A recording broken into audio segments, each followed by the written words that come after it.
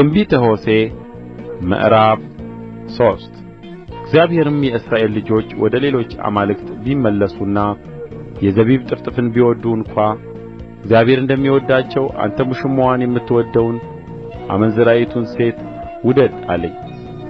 እኔም በ15 ብርና በ1 ቆሮስ መስፈሪያ ተኩል ገብስ ገዛኋት። ከእኔ ጋር ብዙ ወራት ተቀመጪ፣ አታመንዝሪም፣ ለሌላ ሰውም አትሁኚ፣ እኔም እንዲሁ እሆንልሻለሁ አልኋት።